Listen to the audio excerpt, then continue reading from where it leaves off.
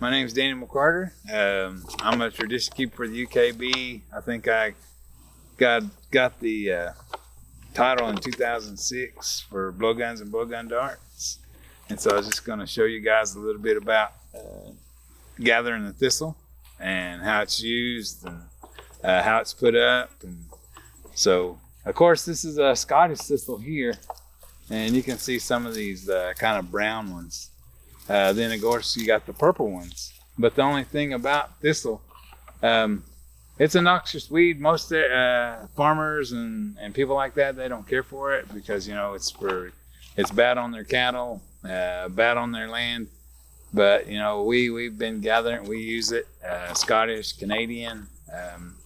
But usually what you'll see in like May is like the bull thistle. That's one big pod with a big, but it's not really, you can use it in an emergency, but really it's too short.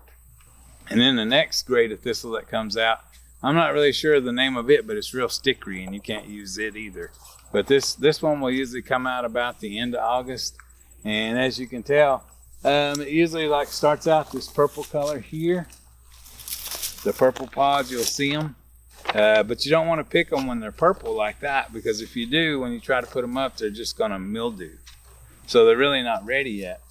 What you want is pods like this, kind of got the purple, they turn brown. What happens is when those bees and stuff suck that nectar out of there, it's going to close them up. And when they close them up, that's when you want them. And they're kind of stickery right now, but you can kind of pick them right now. But it's really once they dry, then those things will really stick in. The stickers really stick in your fingers then. But yeah, but you always want to bring a glove with you.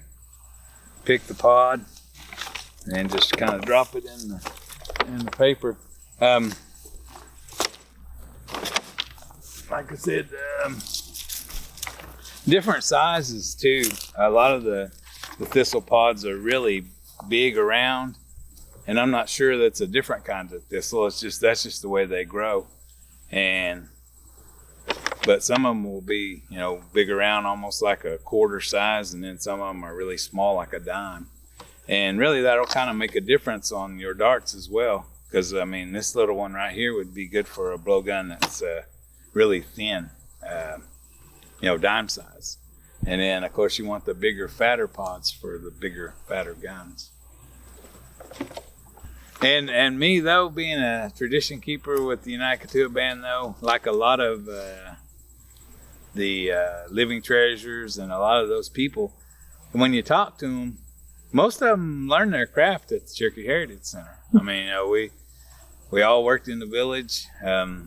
I can think of a lot of guys who really kind of got their start there in the village. You know, basket makers, blowgun makers, bow makers. You know, William Cabbagehead, you can see him in the Living Treasures. He really had a lot to do with keeping the blowgun tradition alive. He would go around giving blowguns to people if they'd shoot in the blowgun chute with him. And so he kind of kept that alive. And then, of course, the bows, you know, there's a lot of good bow makers. Noel Grayson, he picked a lot of his stuff up in the village as well.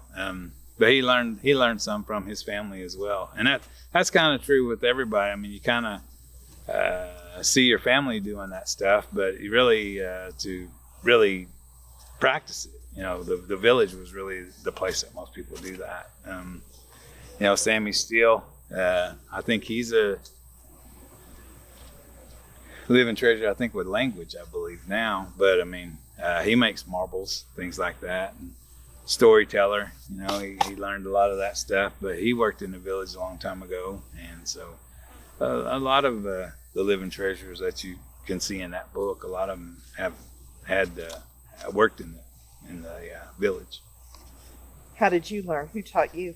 I think I really learned mostly from Scott Ratcliffe. I think but my family, they're from Briggs, and they use blowguns, but I mean, that's not, and I'd seen them, but I never really was that interested.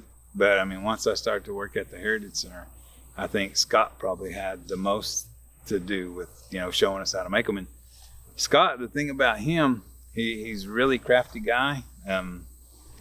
When you make your blowgun darts, and I'll show you that at some point, but really you have to hold that string between your teeth, because really the tension that you do when you're rolling it, that's really the key. But see, Scott didn't have any teeth at that time. So what he did was he took the thread and ran it through his mouth and tied it on a button on his shirt. And that's how he controlled the tension. But yeah, he could do a lot of things. But he showed us about blowguns. He showed us, when I say we, I'm talking about my brother Robbie as well. And he learned that stuff there. But when I first started, I was a tour guide there.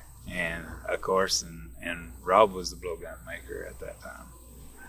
But I won the holiday shoot a lot of times. And, we used to shoot blowguns a lot, but a lot of the older guys are gone. And a lot of the younger guys didn't take up the thing. So there's not a whole lot of blowgun shooters now like there was at one time. Jess Osawee, he passed away just the other day. He won the holiday shoot quite a few times. Chester Osawee, he'd been gone a long time, but he won a lot of blowgun shoots as well. When do you think is the time to start looking for these, like in the heat of summer, or? Yeah, that's where they seem to thrive, is like once it starts to get hot. And the thing is the rain will kind of speed up the process. If it rains tomorrow and rains for a couple of days, and then the sun comes out, those things will turn this brown color right here really fast. So the rain, you don't really want it to rain. You kind of want them to go on their own, because like I said, a lot of what closes those up is the bumblebees and the butterflies. And you'll see a lot of them on there. But that's what makes them close up. But really, whenever you gather the thistle, you always want to have a glove. I mean, I've seen a lot of people use like scissors or whatnot to cut them, but really if you just kind of grab them and turn them, they'll pop right off. Then you drop them in the bag. And you're always looking for, like I said, the kind of, you want some good size ones, because especially if you shoot a bigger blowgun. And that one's just right, because really it's still kind of got that purple in it. So that means that it's pretty close to, it's ready, but it's not dried out, really dried out. And that one might be a little too dry, but yeah. They can be too dry? Yeah, they can be too dry, because a lot of times when you pick them up, they'll blow up. I mean, it's like I was telling Becky the other day, if you really want to learn how to make darts, the easy way is to use these pods now or within the next couple of days. You don't have to put them on a stick that way. You just... Is that one of the reasons you put them on a stick so they don't blow up? Yeah. Okay. And the thing about them too, once you put them on a stick, if you let the sun shine on them, they really want to expand. I mean, they'll kind of, you'll notice that they'll start to peel back. So you always kind of want to keep them away from the sunshine. I remember you said that you had a sack of them and they got in the sun. Yeah. And Yeah, you just opened the sack, you just like, oh, this little plastic flying everywhere. Yeah. Okay.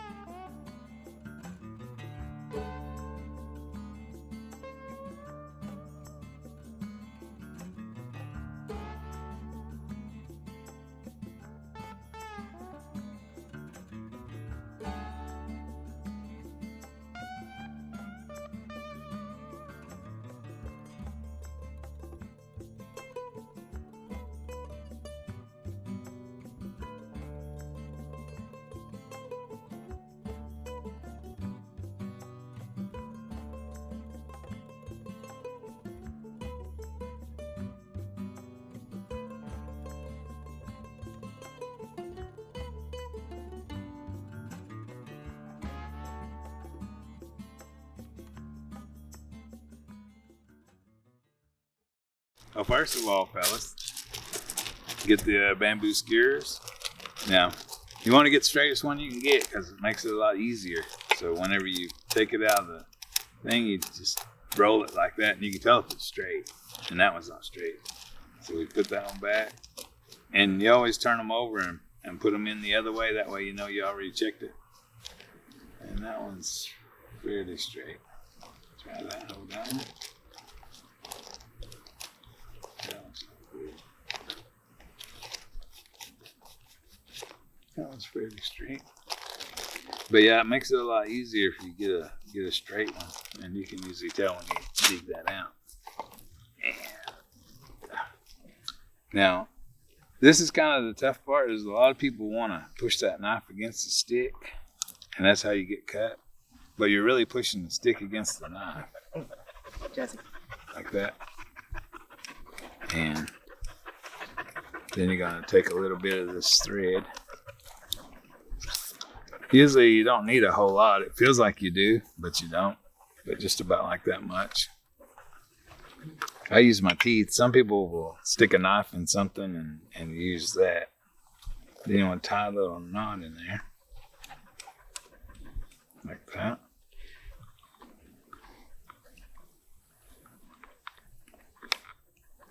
Then you push it down inside there. Like that. Now you're just going to roll it over like that. Flip it over, put it through the stick.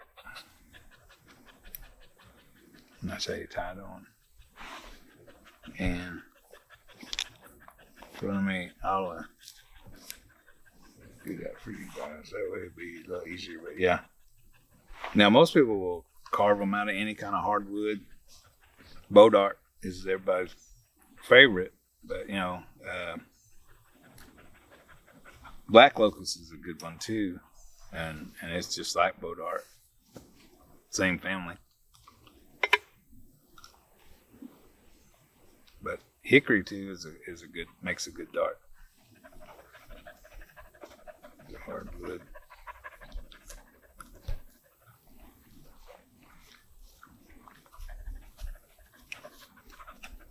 Yeah, but a lot of people have trouble with that, just flipping that over and putting it over the top. But once you do it a few times, it's not that bad.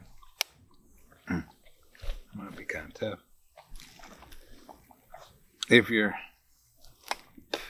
thread breaks though, you probably want to double it because you're going to have to pull on it really hard. You don't want it to break. Sinew a lot of times is pretty good to use. That sinew that, well, a lot of people call it wax string, but the thing about that is you want to be able to fluff your darts as soon as you finish them, because if you don't, that wax will hold that thistle on there. I did learn that the hard way. Okay. Alright, we're going to try it with the one with string. Okay, now we'll pick out a good pod.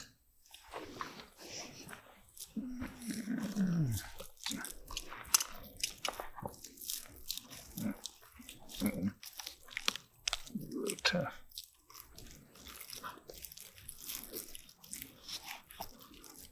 Okay. Now, that's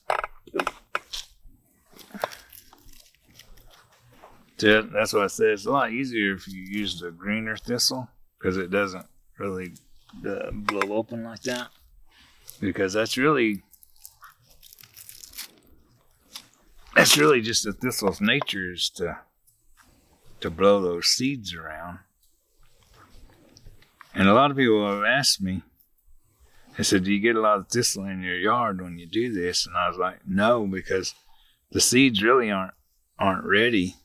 They're not germinated to grow.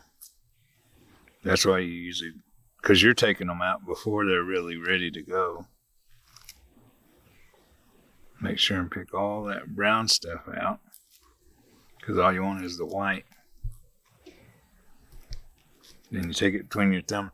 See, I'm left-handed, so I like to roll it in my right hand, though, because I'm rolling the dart with my left hand. Since you guys, I know one of you is left-handed, right? Or both of you? No? Because I know your mom's left-handed. No? Okay. Take it out like that.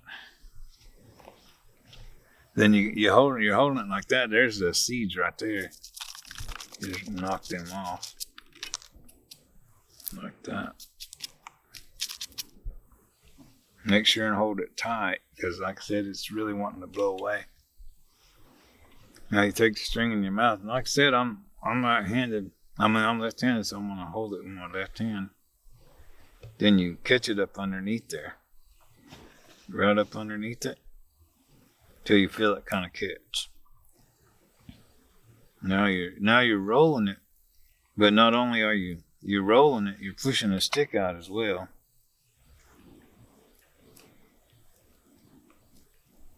And really, after you do this a lot, I mean, it'll really become second nature. I mean, you're really not even thinking about it.